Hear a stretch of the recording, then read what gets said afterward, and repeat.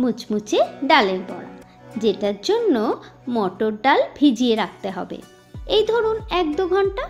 তারপর সেটাকে জল ছেঁকে নিয়ে মিক্সিতে বেটে নেব।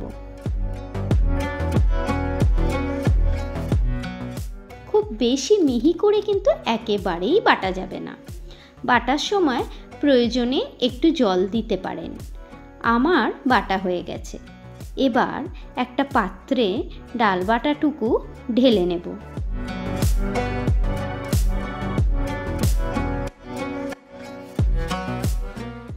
সঙ্গে মিশিয়ে নেব চালের গুঁড়ি,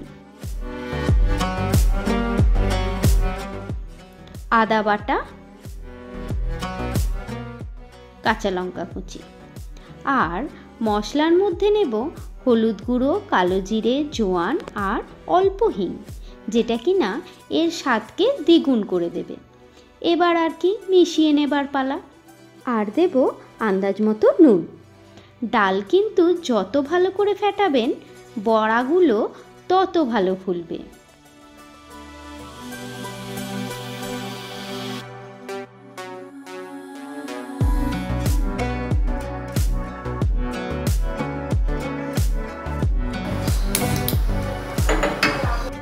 এবার প্যানে সরষের তেল গরম করে ছোট ছোট করে বড়াগুলো বেশ লাল লাল করে ভেজে নেব।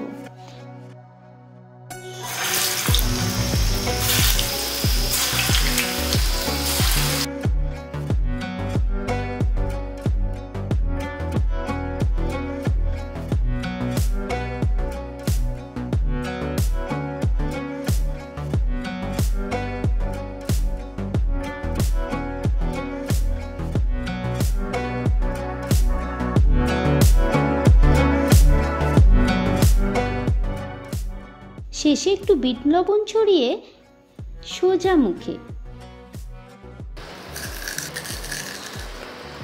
ওহ, কি ক্রিস্পি হয়েছে।